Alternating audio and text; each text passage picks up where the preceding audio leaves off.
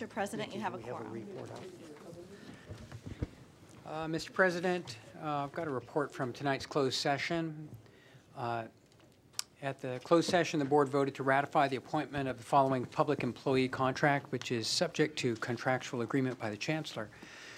Natasha Spivey as Acting Director for Human Resources from May 2nd through May 27, 2013, or until the permanent employee returns at a salary of $110,000 a year, and that was on a vote of 7 ayes, 0 noes, no abstentions, and no one was absent. If Ms. Spivey is here, we'd like to welcome you and thank you for your service. Thank you. Mr. President, that concludes the closed session for the readouts for tonight. Thank you. Is there a move to approve the agenda? So moved. Seconded? Second. I'd like to make an adjustment to the schedule. Item 8, which is under the consent calendar, I would like to have moved to the action part of the calendar, so that'll drop through to the bottom of our agenda, and we'll have a public vote and discussion. And are there any other changes to the agenda? Seeing none, all those in favor? All those opposed? Abstentions? Is there a move to approve the minutes? So moved. Seconded? Nay? Second. Okay, all those in favor? Aye. Aye. Abstentions? Nays? We now move to communication from members of the public. And do we have speakers? Oh, yes, Mr. President. We have many speakers. Thank you. Nice full audience tonight. We're going to start with Romeo Garcia, followed by Lewis Young, and then Jason Oranger.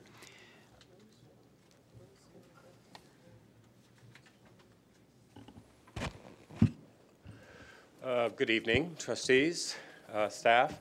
My name is Romeo Garcia. For the record, I'm the Executive Director of the Peralta Colleges Foundation, and I wanted to come this evening to share two things, a success and a request. The success is that this time last year, this year compared to this time last year, we have increased the number of scholarship applicants through the Peralta Colleges Foundation. One of my goals coming to the foundation was to make sure that information was getting out to students and staff throughout the district so that we would not have a situation where there were scholarships that were not applied for. So having 100 more applicants this year than last year is great for the foundation and great more so for the students within our district. The way we're able to do that is certainly by going out to, have spent a lot of time on the different campuses, working with student groups, also communicating with staff, and really encouraging everyone to make sure to visit our website so that the information about the scholarships can be broadcasted widely. So we hope to do, and we plan to do the same thing for the fall semester and continue on into the next academic year. The request, which is connected to this the number of scholarships that we have been receiving, or applications we've been receiving, is to assist us with our golf tournament, which is happening on July 22nd. You will see in front of you a white envelope, and if you would like more, I do have them. And these are the official invitations that you can share with your friends and colleagues from the business community, from your families as well, to help us to raise the funds that we need to provide even more scholarships for students in the future. Because it's the type of argument that it was the type of problem that I wanted when I first started. And I wanted the problem to be that there were more students than there are scholarships. And I believe that's a story that I'll be able to successfully tell in the business community and throughout the community to help more and more people come to the aid of students within our district. So again, July 22nd is our tournament. Would love it if you would share the information that I've provided to you. And we're going to have a good day out at the Sequoia Country Club in Oakland. And this is one of our major fundraisers for the year to raise money for scholarships. So thank you very much. Thank you very much, and congratulations on the increase in scholarships. Thank you. The next speaker is Lewis Young. Mr. Young? Not present. Okay, we'll go to Jason Oranger and then followed by Matt Lanza.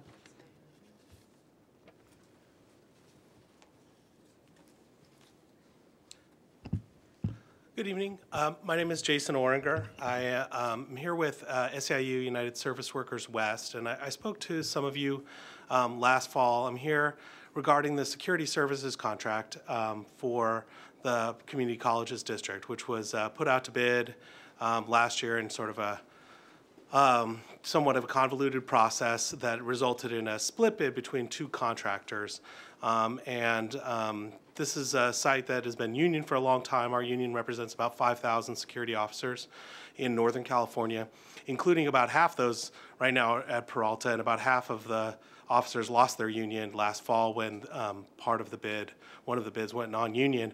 And what I'm rising here is that I understand that we talked about a process where this would be put out to bid in a year, but we were not notified that it was out for bid. I just found out from one of our contractors who was bidding on it, and the bids are due tomorrow. So we did not have a chance to have a conversation with the purchasing staff about responsible contractor policies and improving the RFP process to select responsible contractors that pay, a living wage to employees and provide health care and meet sort of more than the absolute minimum standards of licensing here in California, such as compliance with local, state, and federal laws, and having some enforcement mechanism to deal with that. And so I brought some materials with me. I'm urging you to, the bidding process is underway, but to at least give time so that you can weigh the value of the contractors in light of whether they're responsible and whether that they will, mean more cost to the community in terms of emergency health care services for an inadequate health plan or a non-existent health plan for contractors that might provide services. And hopefully more respect for employees and a union for the employees once again here at Peralta Community Colleges. And so I brought some materials. I rushed a memo, which there are a few typos that I discovered, but I think it's legible, just talking about other jurisdictions and the responsible contractor policies that they use, and then also other laws such as living wage laws and living health laws that exist in many of the jurisdictions here in Alameda County that are the same jurisdictions that where the community colleges are, like the city of Oakland, the city of San Leandro, the city of Berkeley, the city of Richmond. I guess that's Contra Costa County.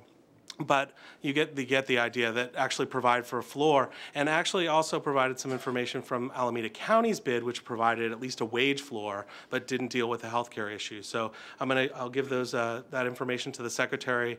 I wanted to come here before, this isn't on the agenda tonight, but I wanted to come here and give the community college district a chance to address some of these issues, even though it's late in the bid process, it's at least early before the approval process. So thanks very much, and if you have any questions, please do ask.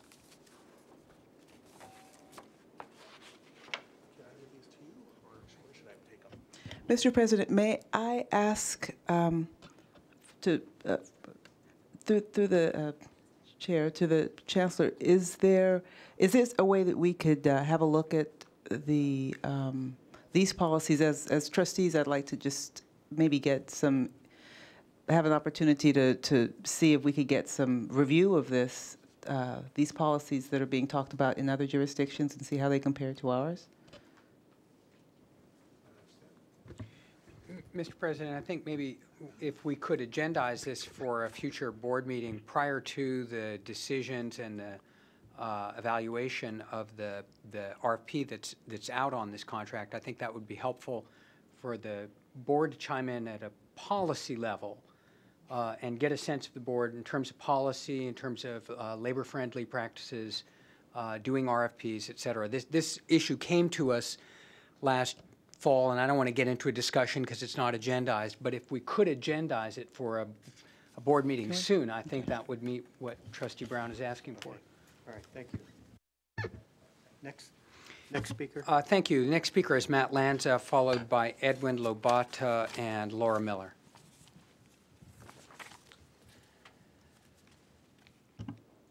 All right. Good evening, members of the board, staff, members of the public. I'm Matt Lanza with SEIU 10-1. Initially, I'd like to echo my brother from SEIU USW, the statement that he made up here about Peralta continuing to look into labor-friendly practices and the like when they go out for bids. Obviously, we are in great support of that. On to the matters I'm here to speak about.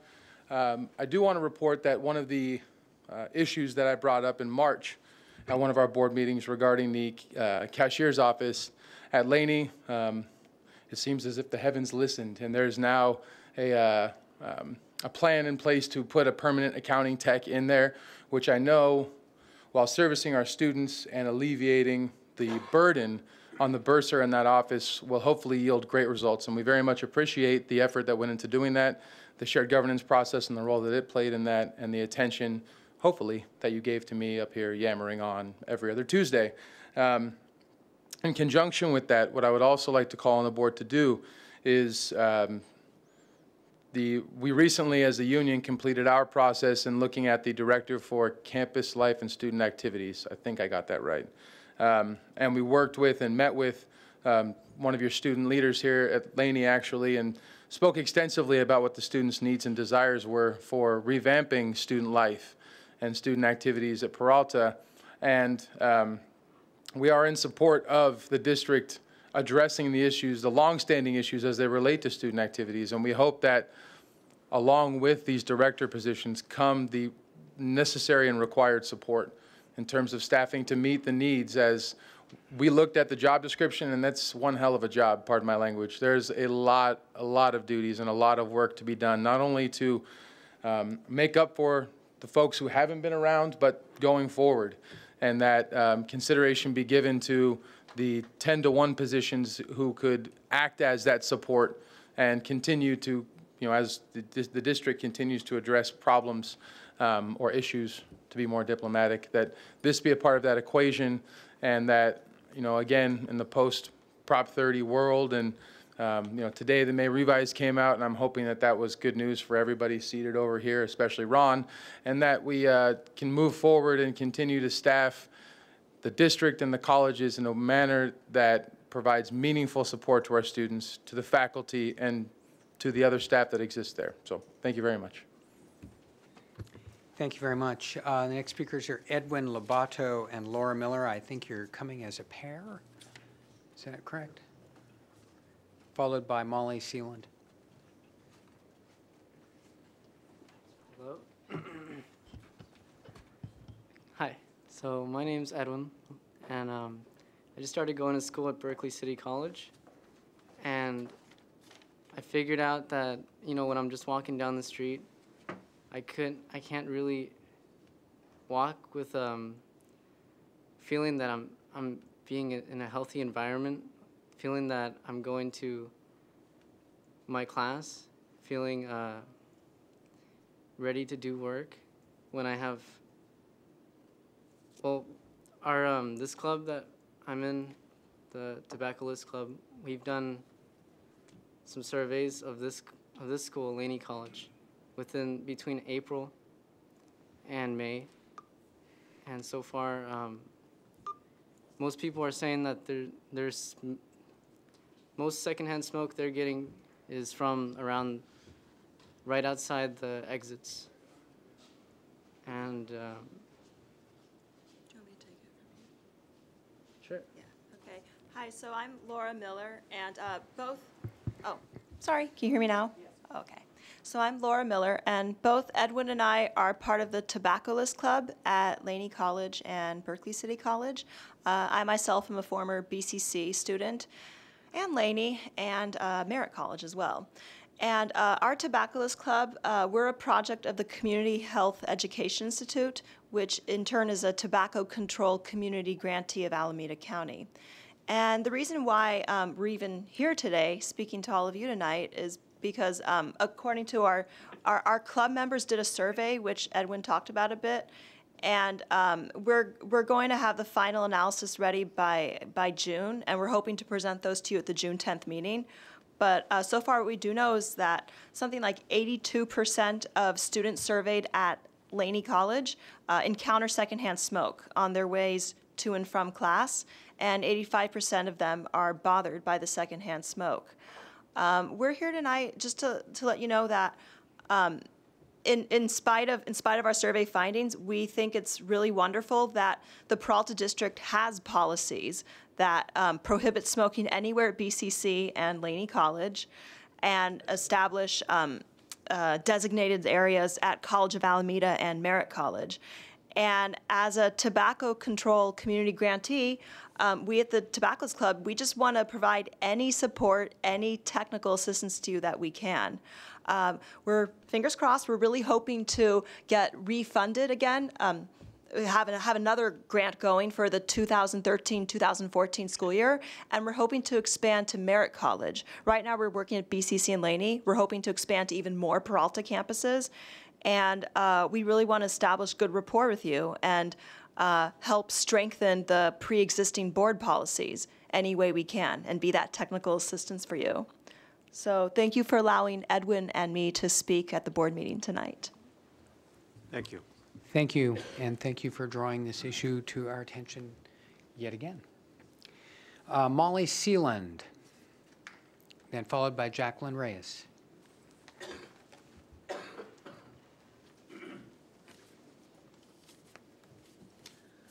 I'm a science technician at the horticulture department. We had a very successful sale this past weekend, Cinco de Mayo, actually 2 weekends ago. I brought a rose for the district office, so everyone here can go out smelling like a rose. I wanted to thank our president for supporting the sale. We had a lot of members from the community come up. We had over 70 students volunteer to staff the event, so I think it was very well received. That's the positive note. Maybe a little more not so positive is I've noticed in some of these board reports, a lot of money is going out of this district in legal fees and sort of tail end problems that we have with maybe dealing with professional development. We know that we're working hard on our campus implementing the civility clause, trying to teach our students how to deal with each other respectfully, but also I want to encourage you to use some of that money on the front end, developing professional staff development for all of our staff and administrators and faculty. So thank you very much, and I'll leave that there, and hopefully one of the gardeners will get it planted for you. Thank you very much. Jacqueline Reyes, followed by Christopher Stevens and Rich Copenhagen. Hello, my name is Jacqueline Reyes. I am a former Berkeley City student ambassador, and so I'm here basically with the message of expressing my gratitude. I went to Berkeley City, did 2 years there, and was able to work with Victor Flint, who through him, I got to do a lot of various things as a student ambassador. I transferred from Berkeley City to Cal and graduated last May with a Spanish linguistics major and an education minor. And definitely because of I had such a great experience at Berkeley City helping incoming college students, I decided to go back to working with Victor in a different kind of sense. Having had the transfer experience, I decided to offer any type of assistance I could to current ambassadors going through that same process, just because I felt like it was important to give back, just because, the Student Ambassador Program is really an amazing program.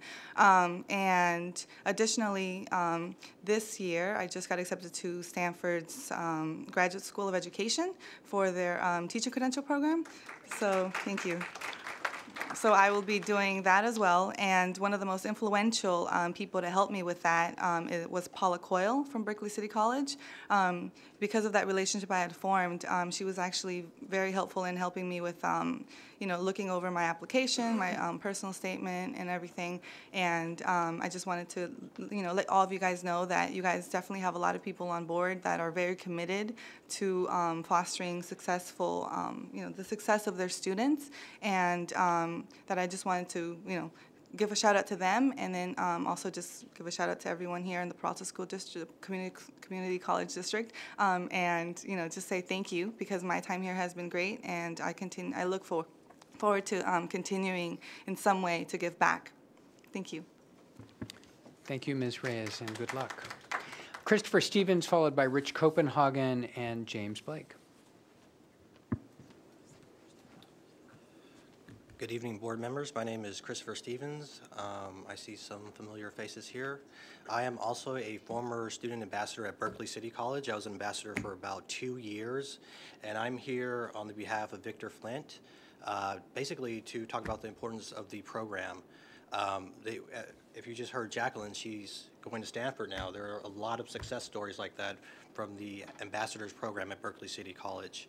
I currently am a junior econ student at UC Berkeley and was a former student at Berkeley City College. So, I mean, it's pretty impressive when you consider the fact that, of the transferring students this year, 100% of ambassadors transferring this year got into the UC system. So I think that's really important. The ambassadors program it helps students, with financial aid, with enrollment, with just counseling, general questions. Is an extremely important program, and I just want to focus on the fact that this program has been extremely successful for all the students involved, the students that need help and the students that actually want to be ambassadors. There are a ton of success stories. And basically, I know that there have been there have been budget problems in the past and things like that, but I just want to stress the fact that the ambassadors program is extremely important to the existence of the Peralta district. I'm not sure, after working as an ambassador, I'm not sure if Berkeley City College could run smoothly without the ambassadors at the front desk. They answer so many questions and help with so many different issues. That they are an important part of that community. They reach out. They don't just stay inside. They go outside the community and meet high school students and do various activities, and they help inside the community. They do everything basically, and they're a true success story. And I'm just hoping that you guys can continue the ambassadors program, and if anything, expand it to other colleges. So thank you. Thank you, Mr. Stevens. Rich Copenhagen and James Blake and Matthew Goldstein. Good evening, board members, chancellor, presidents, administrators, faculty, staff, and students and members of the public. Okay. I am here on two things. The first one is I would like to thank the Chancellor, the Board of Trustees, and the Presidents for working very diligently to get student government's advisors for next year and what little remains of this year. I'm very impressed with the work that's been done, and I really appreciate all the input that has been solicited from students to make sure that the advisors coming in are able to provide the services that are needed by the student governments. And my second thing is I would like to say that I have never been more happy with a pair of student trustees than I have been this year. I think that Brian and Sharon have done a really outstanding job. They've been incredibly dedicated. Brian's all looking over here now. They've been incredibly dedicated to their students and have done an excellent job serving both the general student body as well as ensuring success among the 4 student governments on the individual campuses. And so I'd just like to thank you for your service and congratulate you on a very excellent year. And I look forward to seeing your future leadership. Thank you. Thank you. Thank you, Mr. Copenhagen. James Blake, William Bennett, and Matthew Goldstein.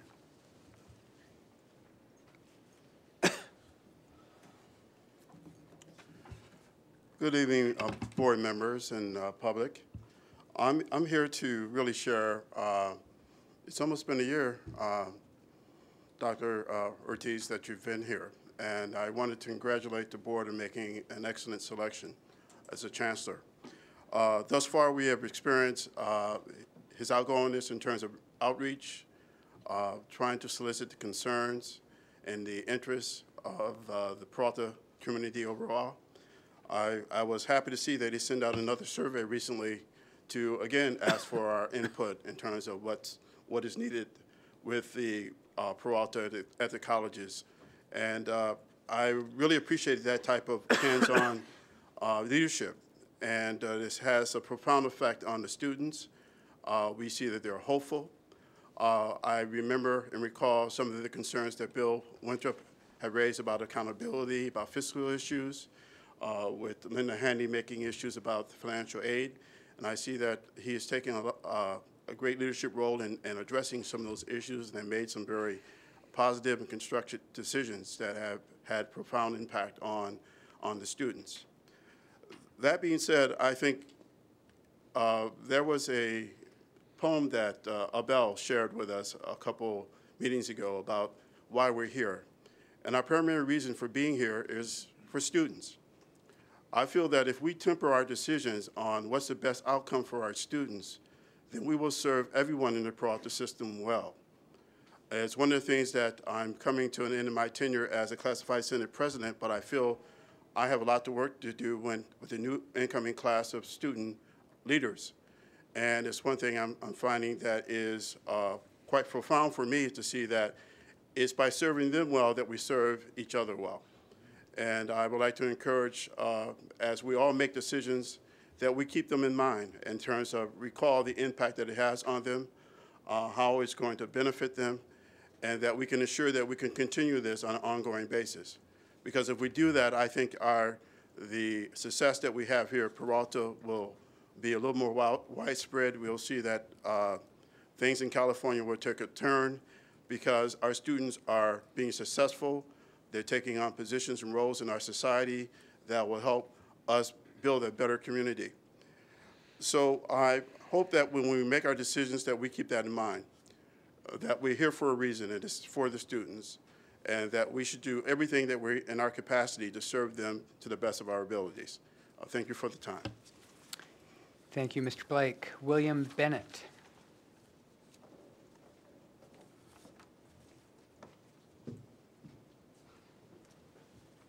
How's everyone doing today? I'm here today on behalf of the Student Ambassador Program at Berkeley City College.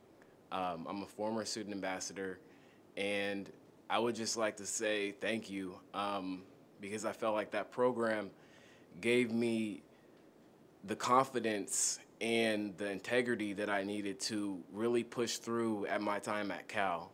I'm graduating a week from now on the 21st with a degree in psychology. Thank you.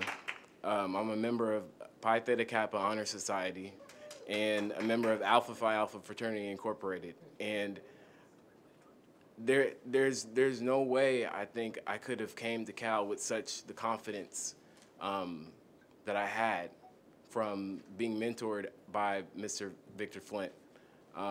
Like a lot of 24-year-old black males, I didn't have any black role models growing up, really. I was raised by women.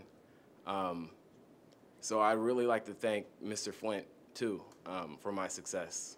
And I want to continue giving back. I'm working to go to Japan before I come back to finish school to become a therapist. So I just wanted to thank you all again, the Peralta District and the student ambassadors at Berkeley City College.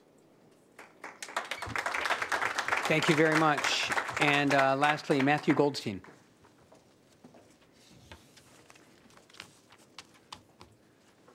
Good evening. I'm Matthew Goldstein, president of the Peralta Federation of Teachers, AFT Local 1603. Tonight I'd like to offer an update on PFT's ongoing contract talks with the district, point out some resources related to the so-called third-party comment filed by the California Federation of Teachers with the Accrediting Commission for Community and Junior Colleges, and also remind faculty of the upcoming May 16th deadline for submitting ballots in the current PFT elections.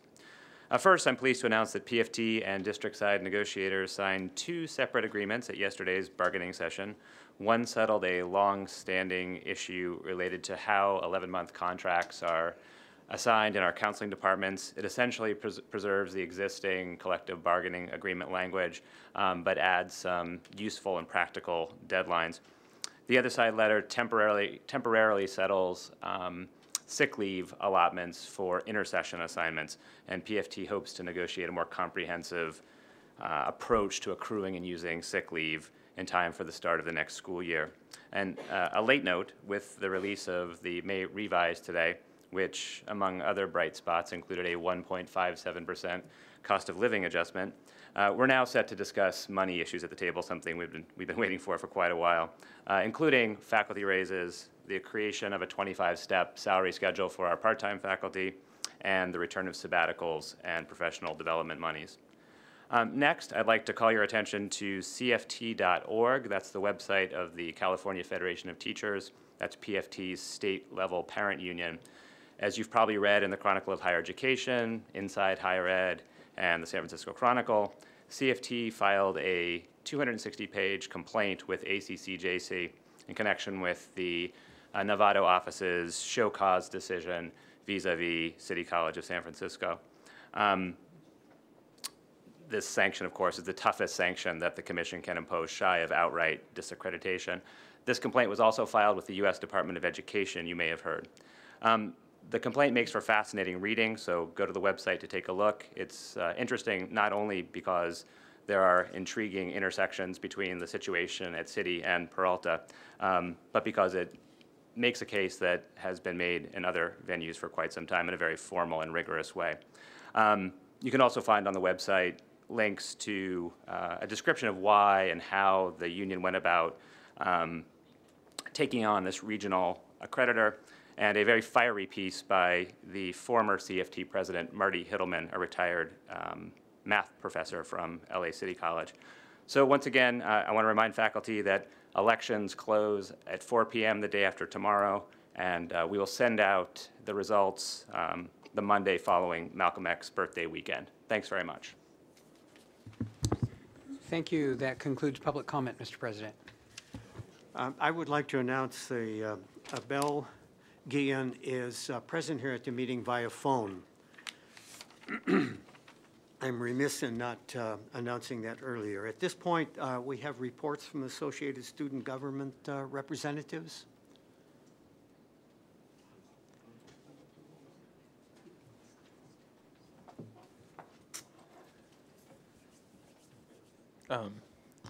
Good evening, everybody. I'm Pavel Flores, the student body president of College of Alameda.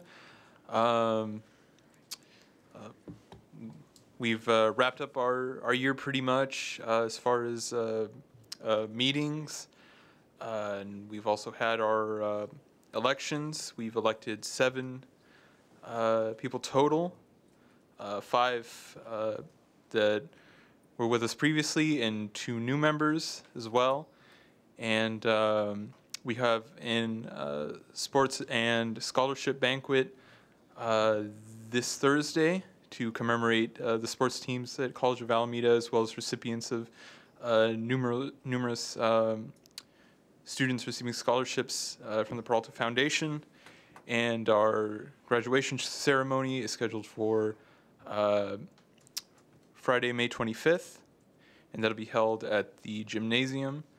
And this concludes my report. Thank you. Thank you. Hello, Carl Oliver, student at Laney College. Laney College, the ASLC, we've had a few events in the past few weeks, including the EcoFest and Cinco de Mayo, and it turned out a great event. A lot of people were at the EcoFest, and we plan to have it a few years, plan to keep it going. We just had elections at Laney College. I'm the new president-elect, so I'll be looking forward to working with you guys and increasing the student involvement, which is a problem at Laney. So, I understand that, and I'll try my hardest to increase that. Thank you again, like Rich Copenhagen said, thank you for hiring an advisor. All the people in the new ASLC are new. There's no returning members, so thank you for hiring an advisor. We'll need a lot of help.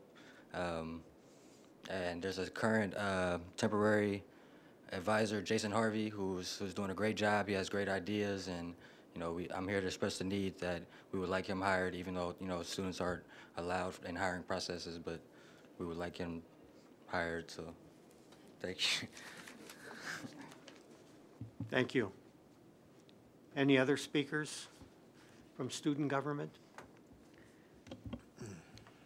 We now turn to Chancellor's reports.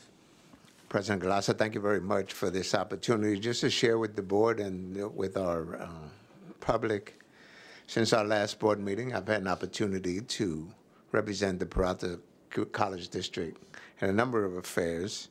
One in particular was important to me to attend the HAPAHI, Asian Pacific Americans in Higher Education, conference in San Francisco a couple of weeks ago, where I certainly learned a great deal about the Asian culture, which I will admit being inadequate, and I think it's so important from a diversity point of view to learn as much as we can of all cultures, and it was really a learning experience for me, and I appreciate all of our staff, faculty and staff who participated in the conference, and I learned a great deal. I also ran into, you may remember Frank Chung, a former president of Laney College. He saw me and then ran away, so he's trying to distance himself from what we're doing, but he can't really do that because his name is engraved in all of our minds. I've also had an opportunity to meet with newly elected Assemblyman Rob Bonta.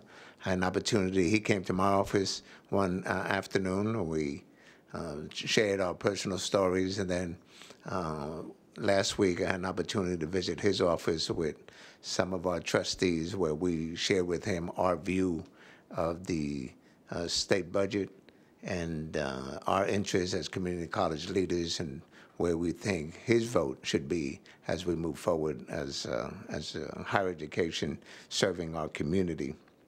I also had an opportunity, thanks to our General Counsel, Tui Niang, to participate in a panel discussion. Actually, it was a panel presentation at the Marcus Foster Foundation event a couple of weeks ago at Mills College, where I had an opportunity to participate with the school superintendent, Tony Smith, the elegant Greg Hodge was there as well, where we shared our thoughts for education reform. And it was another opportunity for the public to hear from Peralta where we want to be as a district. And finally, I had an opportunity to give scholarships representing the Peralta districts for the Hispanic Community Affairs Council of Alameda County. This event took place last week at Hayward at the Hilton Hotel, there were several hundred people there representing students all over Alameda County, representing scholarship work of students who are moving from high school to community colleges, students moving from community colleges to four-year institutions, and once again, the Peralta District was present. So I just wanted to share those events with you. As we continue this evening, I want to present Vice Chancellor Gerhardt, who is going to give us a brief presentation of what's been mentioned already, the May Revise presented by Governor Brown this morning. Thank you, Chancellor, and good evening. It is that time of year, spring commencements, May Revise. This is the point in the year where essentially the governor is taking, based upon additional information, economic and otherwise, and taking that information and improving or changing what he initially rolled out in January as his initial governor's budget proposal. As the Chancellor mentioned and others, today he held a press conference releasing changes to his governor's proposal in January called the May Revise, and contained within it are a number of items related or specific to community colleges.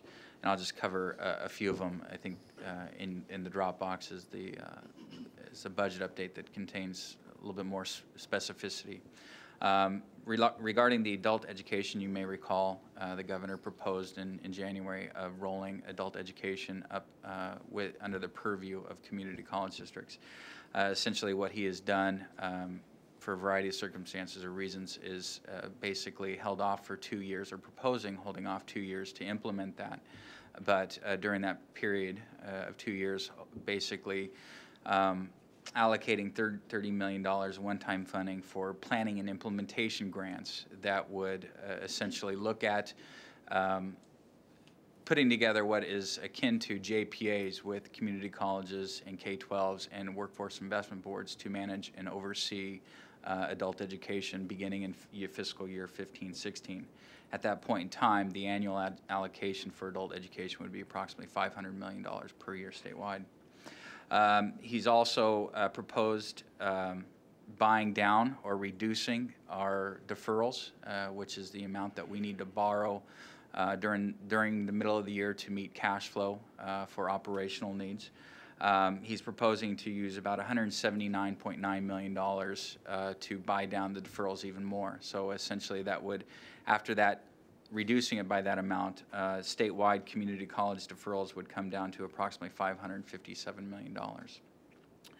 He's proposing to, or he's withdrawing his proposal to change the census date. Right now, much of our funding is based upon a picture in time census date or snapshots of enrollment, which is about 20% into the primary term or into the term. In his January proposal, he was proposing to change that and modify that significantly. He's more recently backed off of that proposal, but is requesting that that additional consideration be provided for his proposal and perhaps be rolled into the state's fiscal year 14-15 budget. And then the last piece I'd like to speak to is what his proposals regarding our funding, direct funding for next year and related to our apportionment. You may recall in his January budget, he called for allocating approximately $196.6 million. At that point in time, it was undefined in terms of whether he wanted to allocate that towards growth or COLA, but rather at that time was proposing that the Board of Governors in Sacramento make that decision. In his May revise, he somewhat backed off of that position in terms of who's deciding how much for what. Basically, what he's proposing is adding $30 million to that $196 million. So what he's proposing is augmenting our apportionments by $30 million so that the total next year would be an additional $226.9 million. And that money would be allocated between cost of living, growth, and augmenting funds to fund the Student Success Act. And in particular, basically would call for a cost of living adjustment of about 1.57%. Dollar value of that would be about $87.5 million statewide. Growth funding statewide would be augmented by $89.4 million. For Peralta, that would equate to about an additional 350 FTES, full-time equivalent students for us district-wide, and then $50 million in the towards supporting funding the Student Success Act. Excuse me. That is a summary, high-level view. More will come as the data is digested and analyzed, and I'd be happy to answer any questions you may have.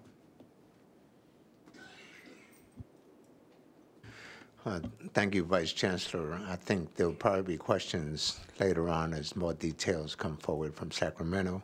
And to conclude our Chancellor's reports, I'll ask Dr. Nora Webb to give us a brief synopsis of her intent to apply for a grant.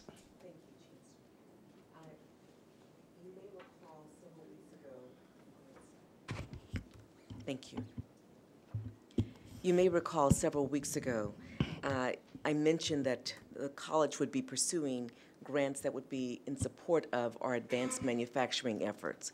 And so we are with the leadership and guidance of the Chancellor, and specifically one on Advanced Manufacturing Deputy Sector Navigator Grant, and it's through the Chancellor's office at the state level.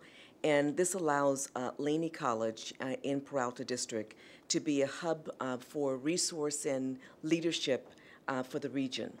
And currently we have a robust, innovative manufacturing education, and we're considered a manufacturing education hub, if you will, for the region, with a specific focus on industrial manufacturing, medical device technology, and advanced manufacturing that includes our biomanufacturing arena. And we're working with a range of industries, and you may have seen this in some of your reports, but for the viewing audience and listening audience, our organizations with which we work in partnership includes the East Bay Municipal Utilities District, Shell, USS Postal, Lawrence Berkeley National Labs, and I can go on.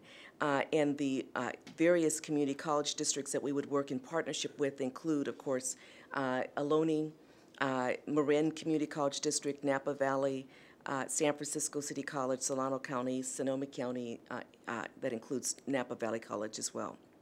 So it gives you a broad sense. The intent is to be a critical leader bringing together all these desperate kinds of activities that are around advanced manufacturing and ensuring the sharing of expertise and resources. Thank you. Thank you, Dr. Webb and President Galassa. That concludes our Chancellor's reports for this evening. Thank you very much. Thank you, Chancellor. And now we move to Board of Trustees reports. Did I miss anybody? Ron wants to say more. I would just like to report that the trustees participated in a training, effectiveness training, this past weekend, was it? And it was very helpful in the sense that we are gaining more information and professional development regarding the criteria that's used by the accreditation committee so that we can use our opportunities to help support the colleges and support our chancellor and the staff in terms of meeting the criteria that's out there and doing our own self-check and compliance. And there's a continuing education program that's being implemented, and we're well along that process. And it's part of the commitment that we have to supporting the college and the students that attend these colleges and rely upon the institution and its continuing compliance and ability to provide the best learning environment for our students. Thank you.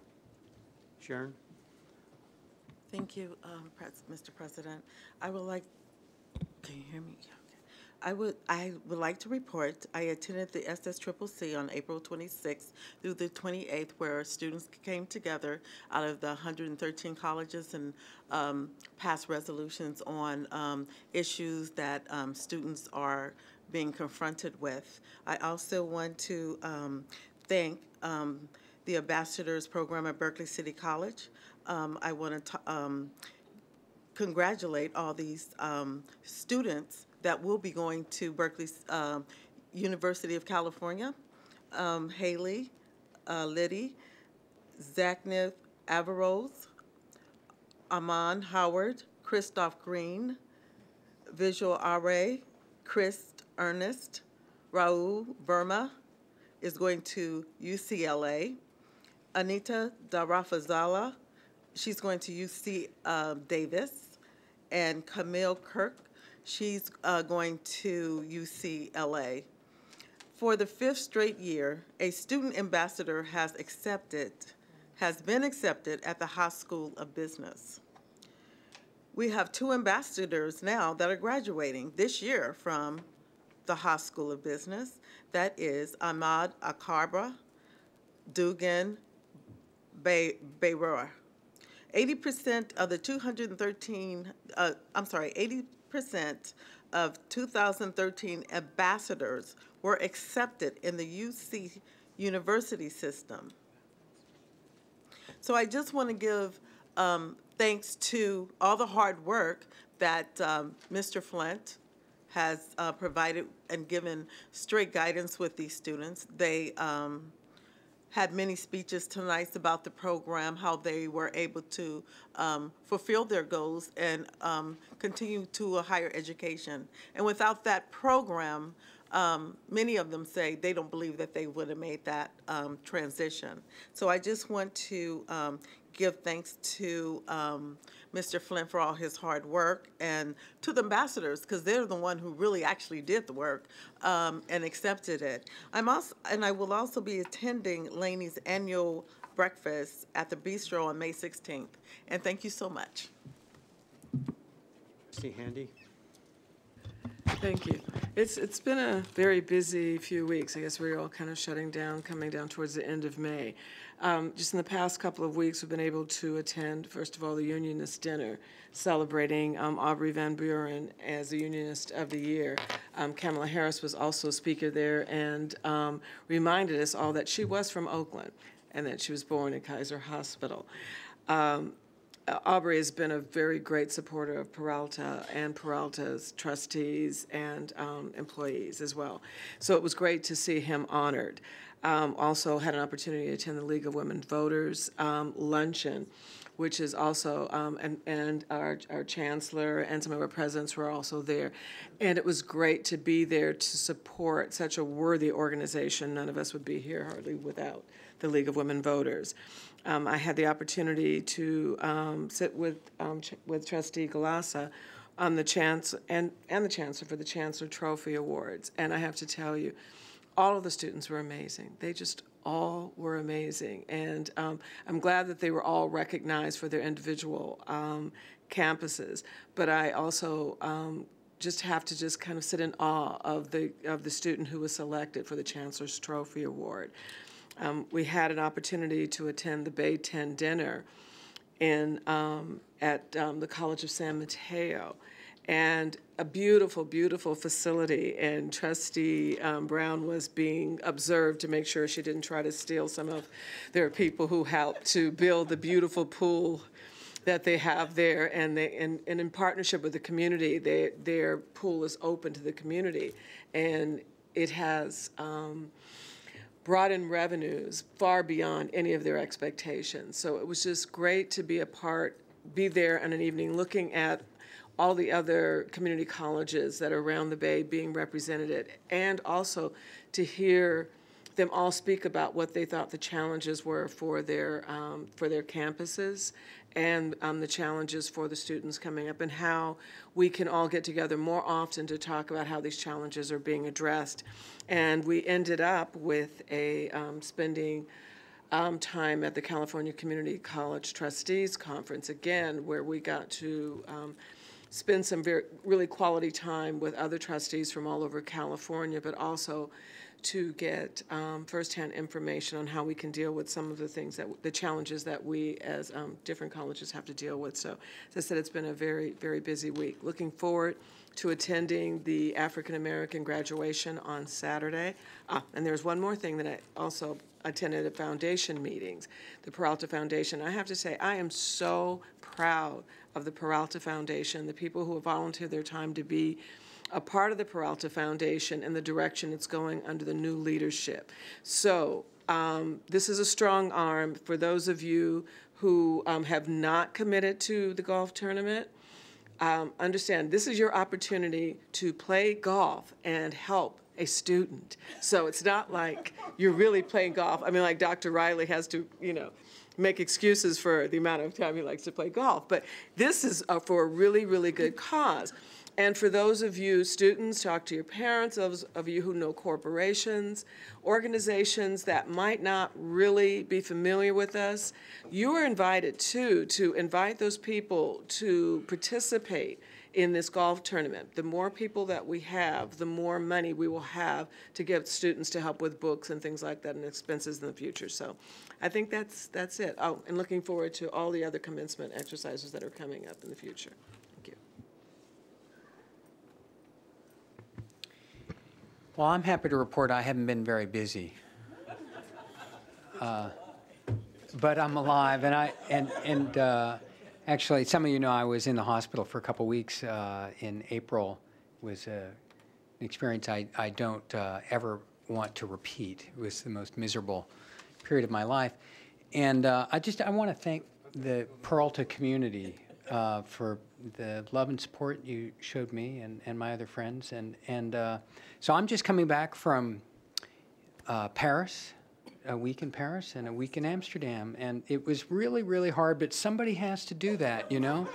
Because the European Union economy is in such bad shape. We just had to go spend some American dollars there. So anyway, I didn't have nearly the busy weeks that Trustee Handy had, but I guess we were well represented. Thank you.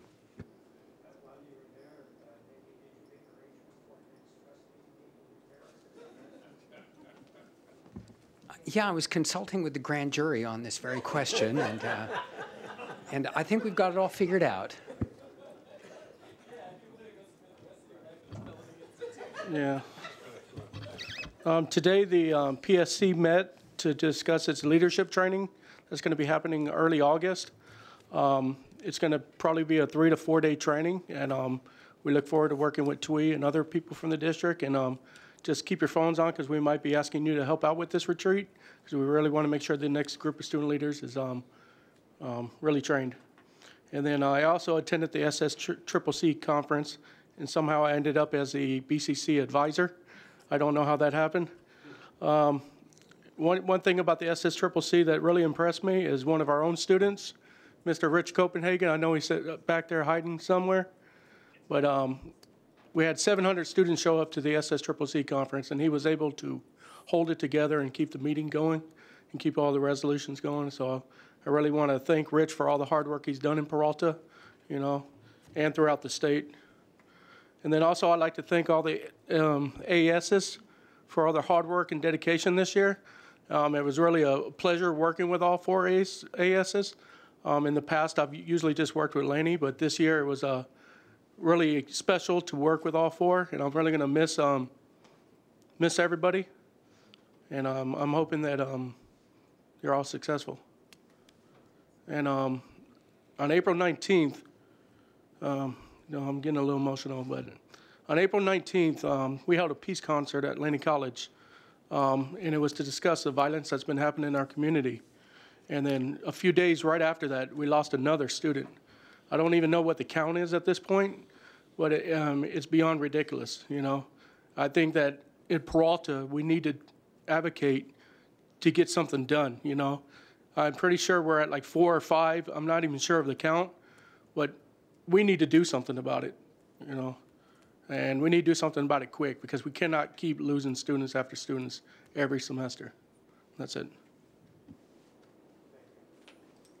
Mr. President, just to carry on a little bit about the CCCT conference that 4 of us attended, the major theme and thrust of the conference had to do with the Student Success Act of 2012 signed by the governor in September. And there were a multitude of workshops that focused on what it meant, what it was going to entail, and various ways to approach, both from a governance and leadership standpoint and from the ground level. One of the biggest issues in the discussion was, how do we define success? And they anticipate that success will be defined within the mission of each of the colleges, and probably will be substantially different among the colleges. There was one workshop on the Student Success Scorecard that we've seen in the last 6 or 7 weeks. The workshop went into how we interpret that, what it really means, and in terms of both a static picture and a trend over time.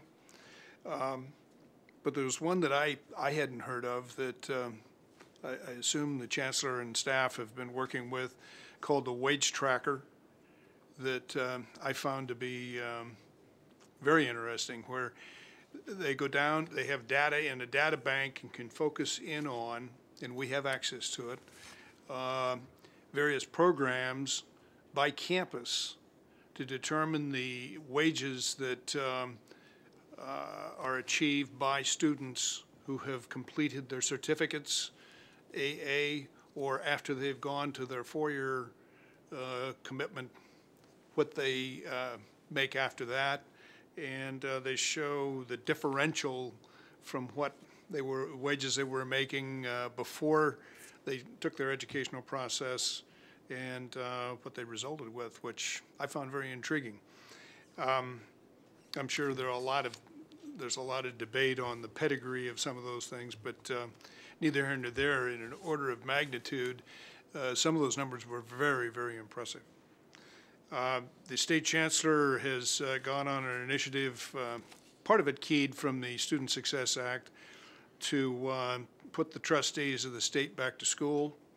And President Galassa mentioned the Excellence in Trustee Program the last board meeting, but it involves 21 sessions online covering 7 competencies: accreditation, student success, governance, fiscal responsibilities, board evaluation, ethics training, and Brown Act training. Most of these things are not new, but certainly the issues that are being raised with respect to the thrust now of both the accreditation people, the federal government, and our state government means that we need to take advantage of this educational process. We're given 2 years to complete 21 sessions, and I think that's obviously plenty of time. But one last thing, Mr. President, I think that given all of the things that are going on, certainly over the last year to year and a half, and change in terms of focus and energy and whatever, that I think it would be appropriate for the board to receive a briefing on the current status of our strategic plan and where we stand in terms of incorporating all of the various changes that have gone on throughout the state, and, you know, Student Success Act. How are we incorporating that within our strategic plan, and how are we setting our goals? And that's number one. Number two, there was one workshop that addressed strategic planning and indicated that there was a real shortfall in terms of really expressing missions. The language was way too abstract throughout the state, not all colleges, but just an awful lot of them. And that the goal should be over the course of the next year to make those mission statements, both for the districts or the multi-college districts and the individual colleges, much more specific, lowering it down the specificity ladder, if you will, so that we can tailor it around current conditions and program thrusts that we want to emphasize, and areas that we may have to walk away from. That's it, Mr. President. Thank you very much, and I will make this very brief. I just want to stress this idea of trustees going back to college or school, if you'd like. It's a very important move on the part of the trustees, and it's grassroots. It's the trustees themselves who will come up with this program. And what it amounts to is, you know, we go to a lot of conferences. We pick and choose the different workshops that we attend. In this case, we now have a framework so that the workshops can be placed, if you'd like, on a slate. And as you move through these different workshops, you accumulate a kind of an overview of all of the changes that are taking place. This is analogous to the kind of training, continuous education that attorneys must go through, dentists, doctors, et cetera. It keeps you up to date on all of the issues and refreshes your understanding of the basic principles we all uphold here. So I think that was a great success. The conference was an excellent conference. We had a lot of not just good, excellent information, but we had a hell of a lot of fun while we were there at the same time. Very important. It was at, for those of you, no, for the sake of full disclosure, it was at Tahoe. Mr. President, I think we do need to add that there was one character that was reelected to the board of CCCT. And, oh, you're referring to my reelection. Yes, humble person that I am, I was reelected to the State Board of Trustees, and I consider that an honor, and I will continue to be working there. We have a regular slate of things that we're going to try to advance in that workshop. For a long time, trustees program, I wouldn't say that it was sleepy, but there was a certain amount of torpor and evidence at the meetings. And in other hoping words, to you would change say that. it was sleepy. Pardon? In other words, you would say it was sleepy. That's true. Yeah. I'd like a little redundancy and to show off a different area of the vocabulary.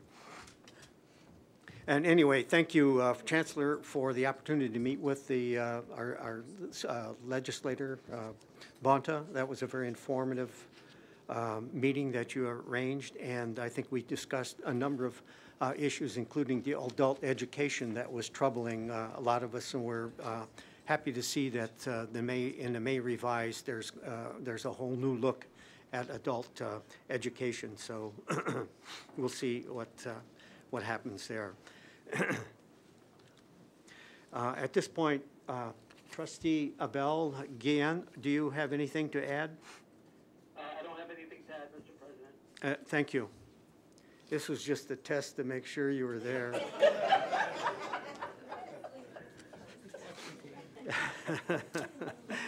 All right. Thank you. And now we move to the district academic Senate reports, and I turn it over.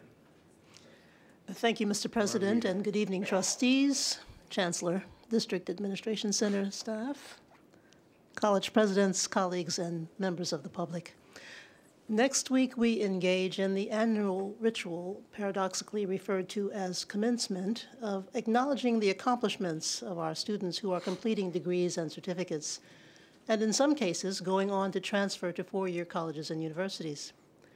At a future meeting, I'll be able to report to you on exactly how many degrees will have been awarded and which of those are Associate of Arts or Sciences transfer degrees. Congruent with Trustee Withrow's comments a few moments ago, tonight I'll focus on the relationship of those degrees and certificates to the recently implemented Student Success Scorecard. For the first time in California community college history, each of the Peralta colleges will be evaluated according to standards set by the college itself, rather than by being compared to other colleges in the state. That is, we get to say how well we're doing by setting expected standards of accomplishment and evaluating whether or not we have met them.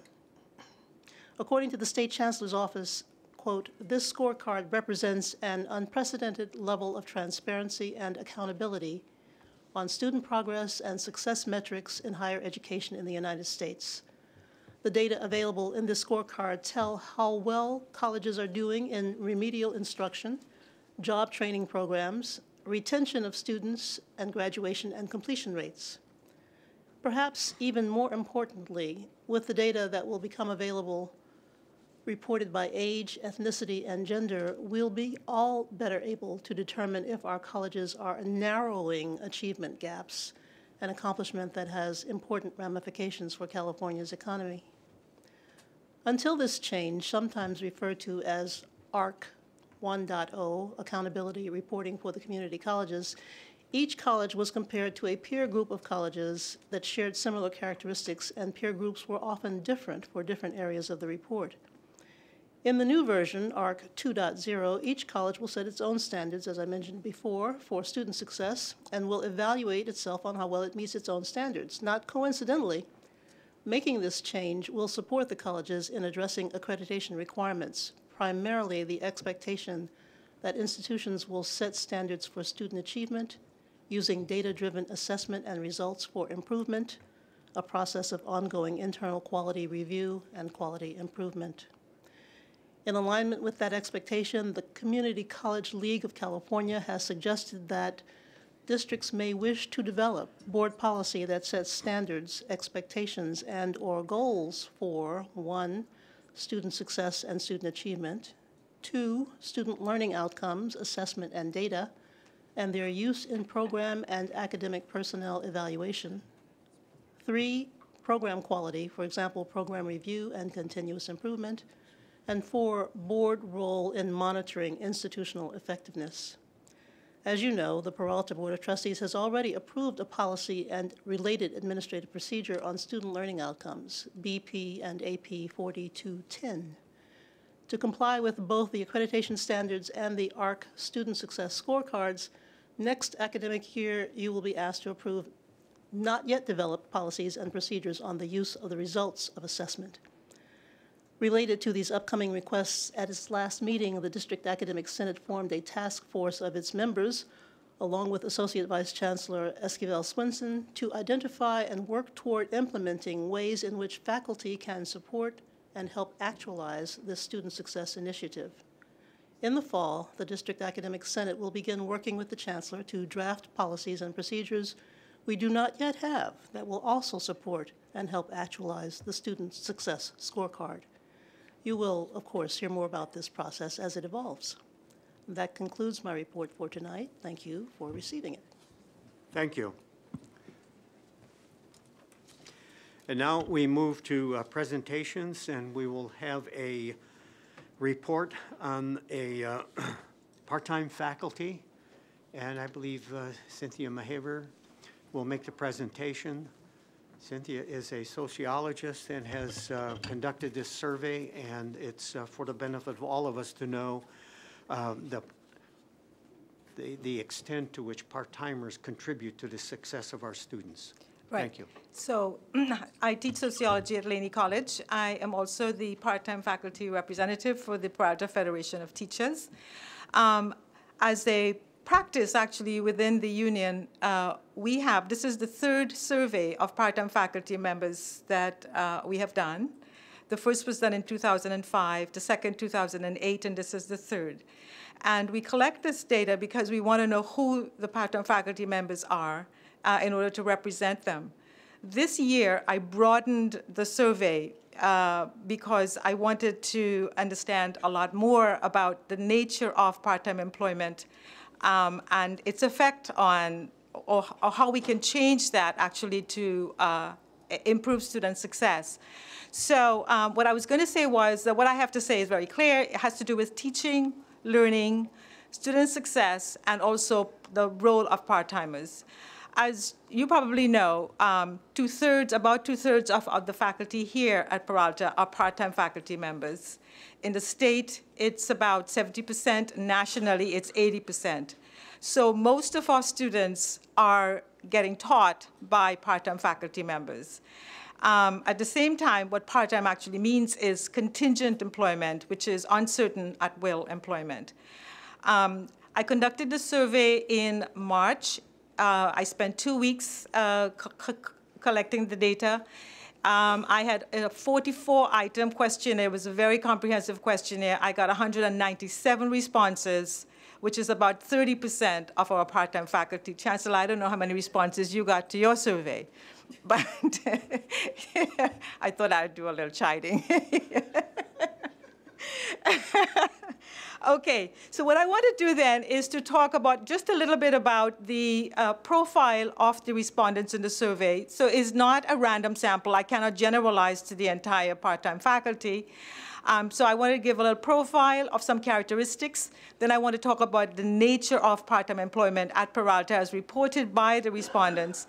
And then I want to talk about some of the ideas that they themselves presented for reducing the effect of the negative impact of contingency upon the likelihood of student success.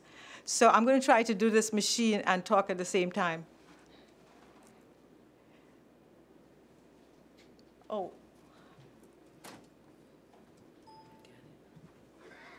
This one. Yeah, this one. I want to go down the side. Yeah. So how do I get it? Okay. I'm going to go down this side. Okay. There you go. So, just use this. Okay. Oh, great. Okay. So in terms of profile, this is the respondents. You see from this bar chart, column chart, most of the respondents came from Laney College, but we had a representation from all 4 colleges. So Laney College followed by BCC, followed by Merritt, followed by College of Alameda.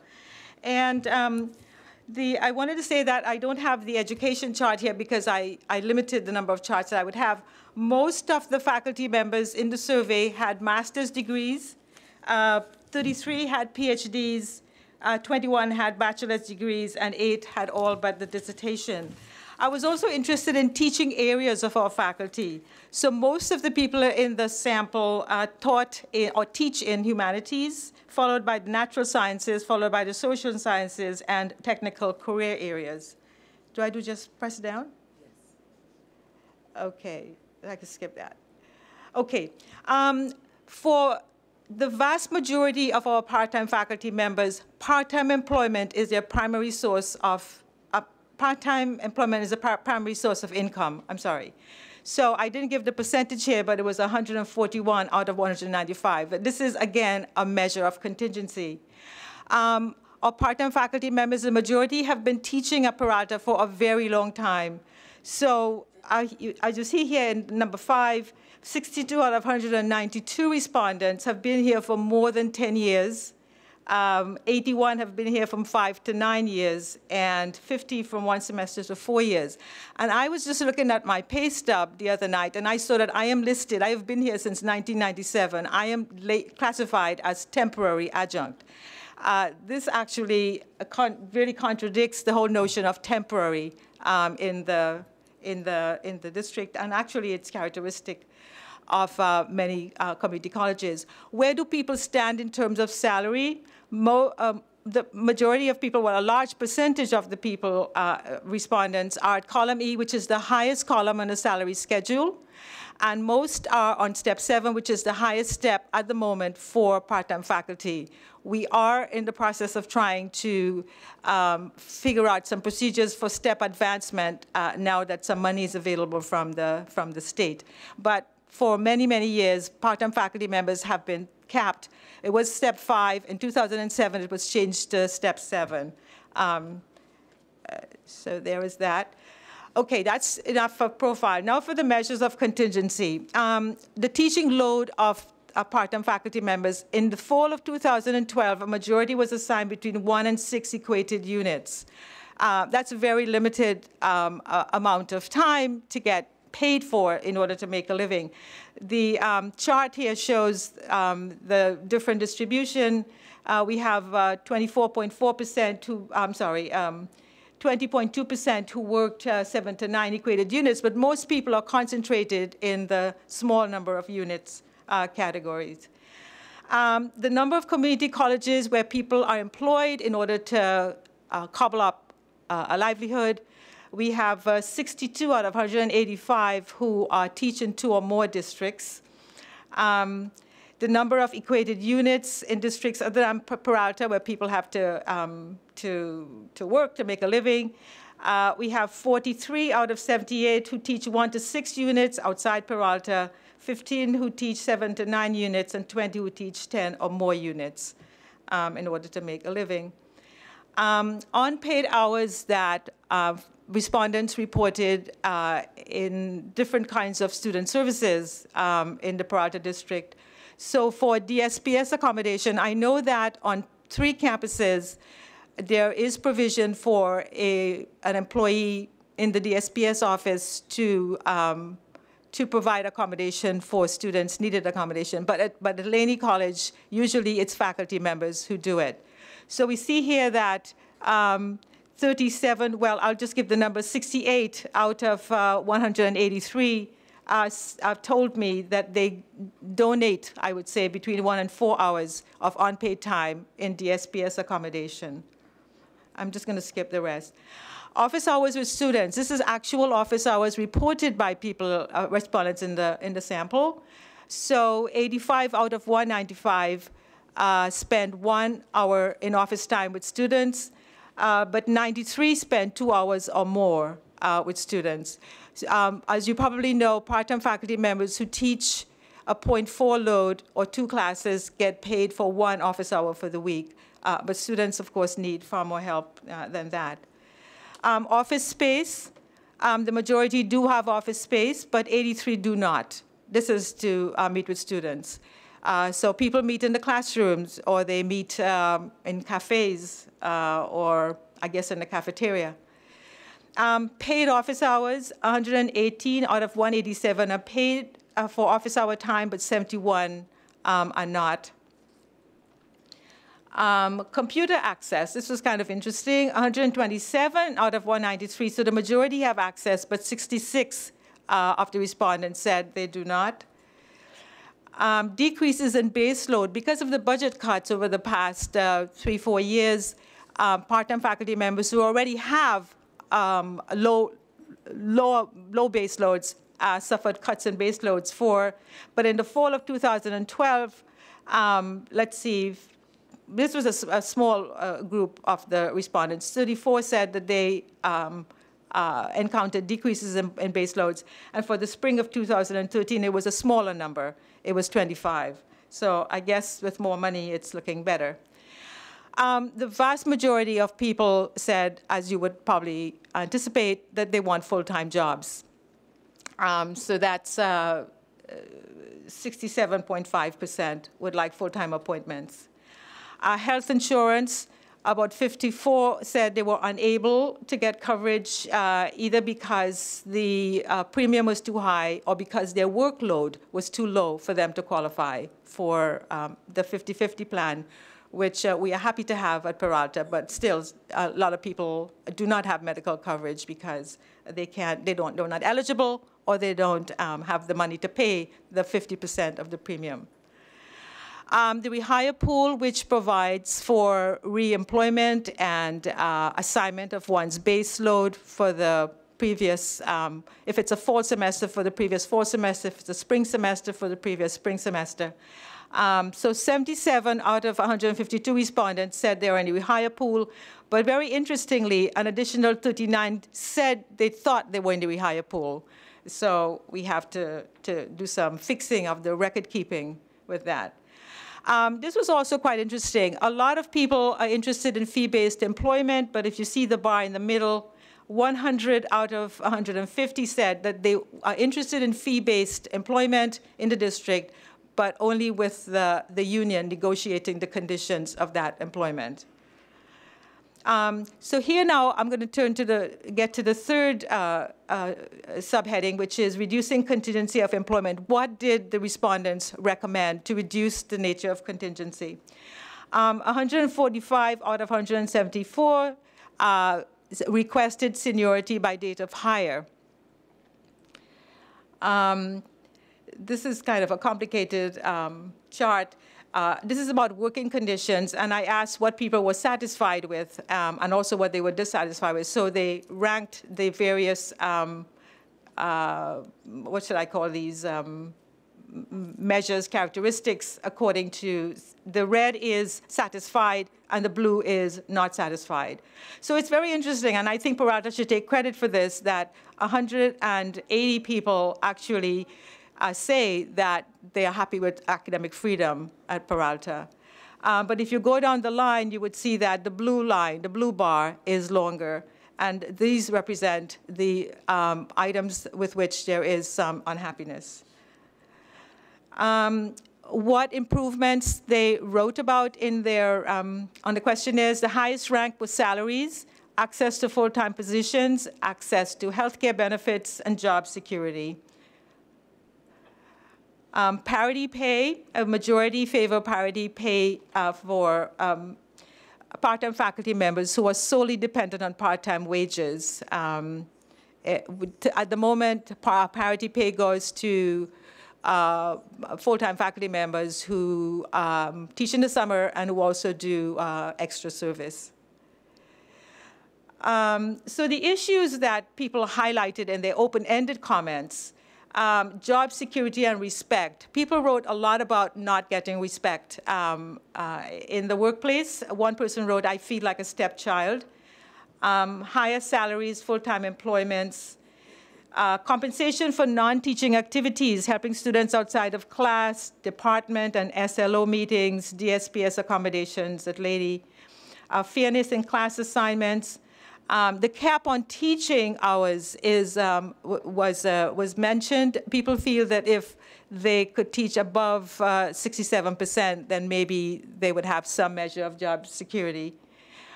let's see, underloads, having a lower base load, excessive class size. We've gotten actual, somebody wrote about having a class of 160 to 180 people. This was at Laney, and affordable health insurance. Let's see.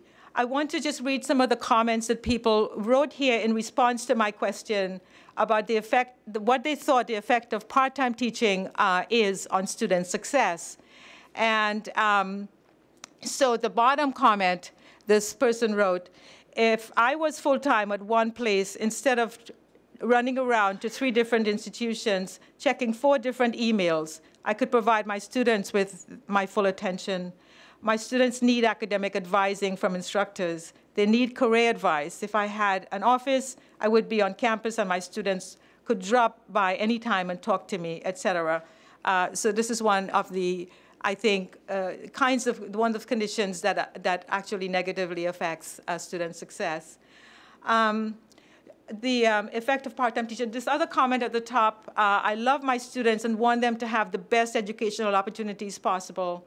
Consequently, I spend a lot of time grading papers, developing lesson plans, and meeting with them to tutor them, as well as to provide extracurricular opportunities for them on campus. However, I am not paid for most of that time. I am worried that this is not economically sustainable for me. And at the bottom, which I highlighted in blue, if we really want to serve our students well, we should provide more job security to part-time teachers, stop class cancellation, and provide the classrooms with the necessary equipment and help. Smaller class size equals better student retention and better student learning outcomes. Increase the number of equated hours each part-time teacher is allowed to work. Install the equal work for equal pay system. A happy teacher equals a better teacher. It's that simple. And I just want to go to the very end, this last comment here about expectations that respondents had for the next 5 years as a part-time faculty member in Peralta. And most were quite pessimistic.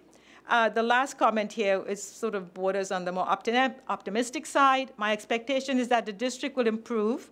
One must hope for positive change. A teacher serves best when the reason for his work is provided on a daily basis with students who want to learn. Class sizes, counseling issues, and departmental duties weigh upon a part-time teacher. As new assessment methods are enacted, part-time teachers need compensation for the work of managing departments, that is task stream, curricunet, program reviews, outlines, et cetera. And finally, I did send a copy of this report to some of you. There is a very interesting project. I'm on the American Sociological Association's National Task Force on Community College Faculty, and I have encountered a lot of research about community college faculty in different parts of the country. This project at USC, University of Southern California, by Adriana Kizar and her colleagues, it's very, very important. And they have come up with this document called Imperative for Change. And it is change with respect to the conditions of contingent employment and what difference that would make for student success. So she says here, Adriana Kizar, there's a great need for institutions to systematically review their policies and practices to better understand their impact on student learning, equity, and risk management. Whenever possible, the review of policies and practices and planning for their revision or replacement should be part of a collaborative process where non-tenure track faculty and other stakeholders can voice their concerns and contribute efforts to resolve them. And my feeling is that things are looking up a little bit now in the state. And I think that it's a good time for some consideration of some of these policy recommendations in order to, the relationship between part-time faculty as the majority faculty and student success is a very close one. And as we think about student success, we think about the conditions of part-time employment. We help one, we help the other.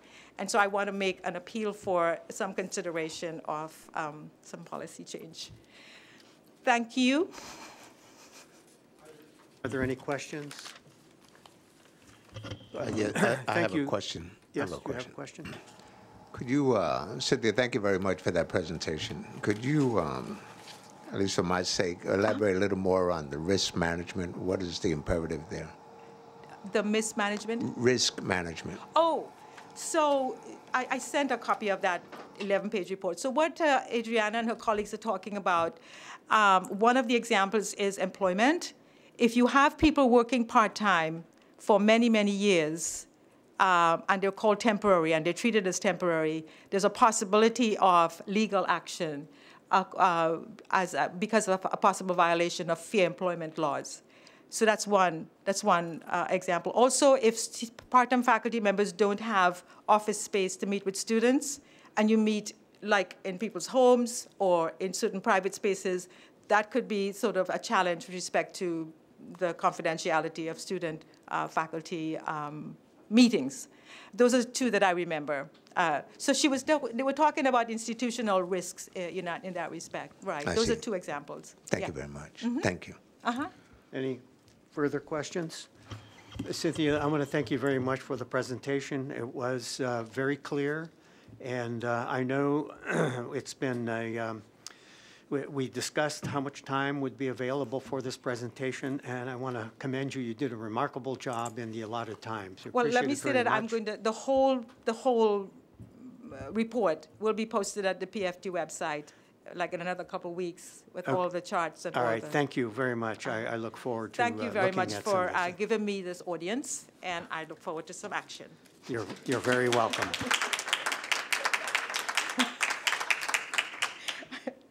How do I get this out?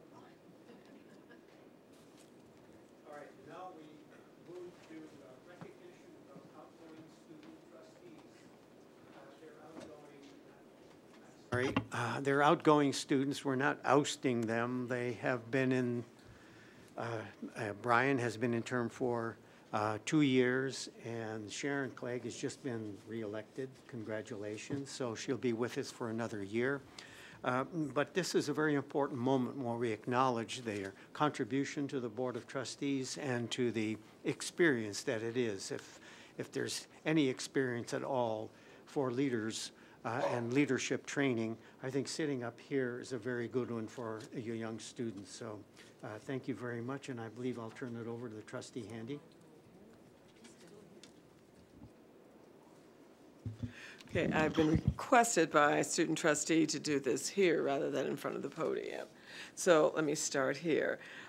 We have here a certificate of appreciation. This certificate is awarded to Brian Cervantes in recognition of valuable contributions to the Peralta Community College District. Thank you for your dedicated service and very hard work serving as a student trustee on the Peralta Board of Trustees, 2012 to 2013.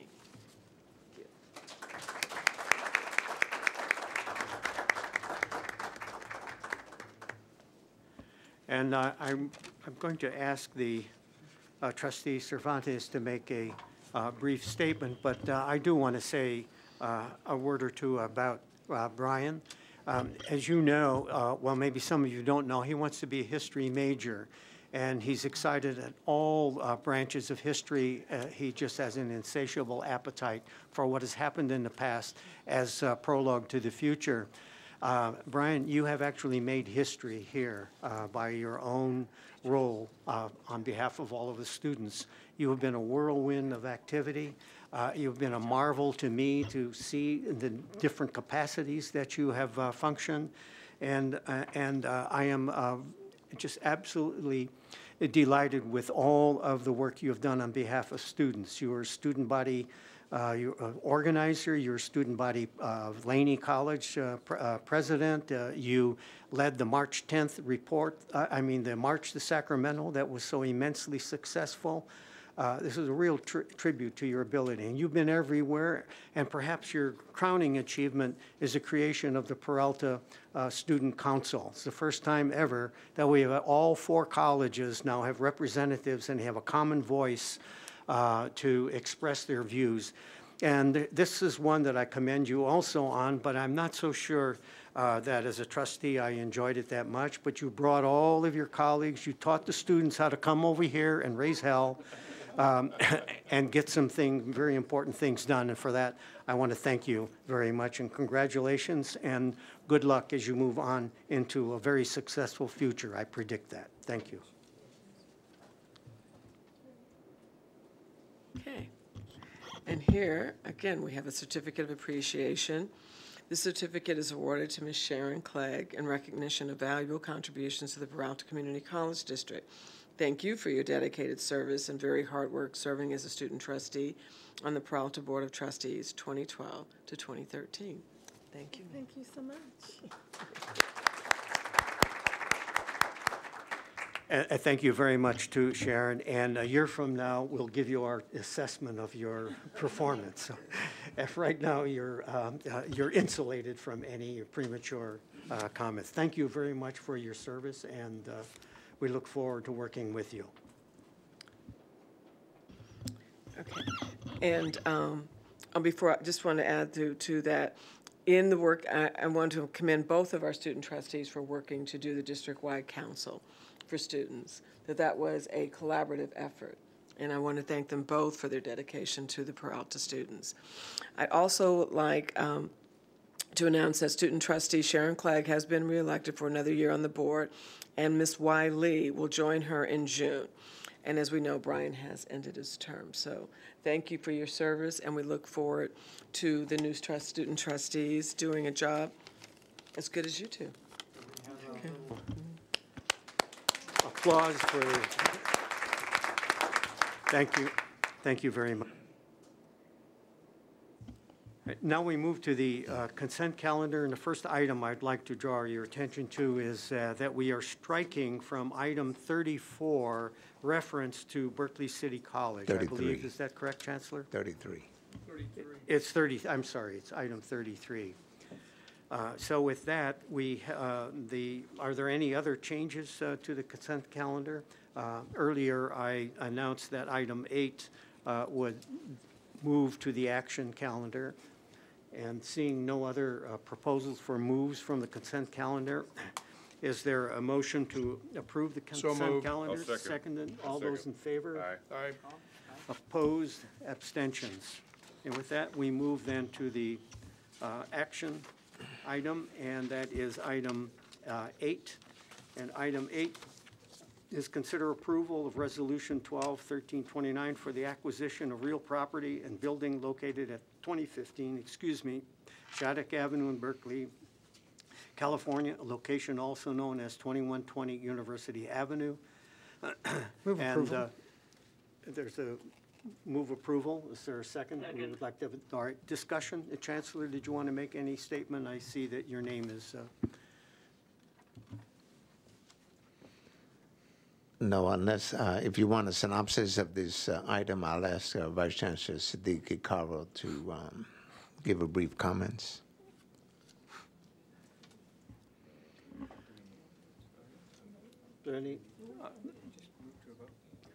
All right, there doesn't seem to be any need from the trustees to engage in a summary. So with that, there's a call for the question. All those in favor? Aye. Opposed? Nay. Abstentions? The motion carries. And with that, I believe we have some final announcements. Do you have a final announcement on the cheat sheet? Delegated with the task of final announcements. Let's see, the next regular board meeting will be held in 4 weeks on June 11th here in the district offices boardroom. Tonight is the only board meeting in May. We've got a lot of college graduations coming up in May, on May 23, 24, and 25, and I hope we'll see you all there. Congratulations to Sharon Clegg, who has been reelected as a student trustee, and to Ms. Y. Lee, who was also elected as a student trustee. Look forward to welcoming her to the board.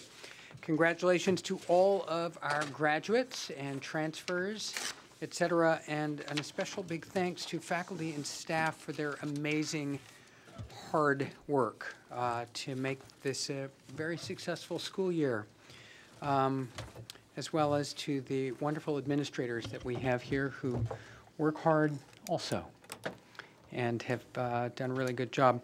The board sends its congratulations to the College of Alameda and to Tracy Corbali, I hope I've said that sort of right, from Alameda Science and Technology Institute ASTE program, who has been chosen as one of Alameda Unified's Teachers of the Year for 2012-2013. So congratulations to her and to the ASTE program.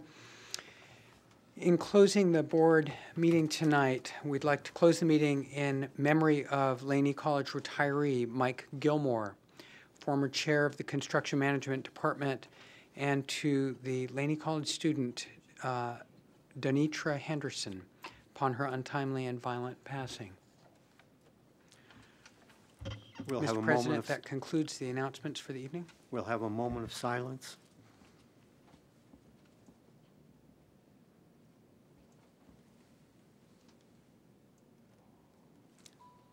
That concludes the meeting. Thank you all.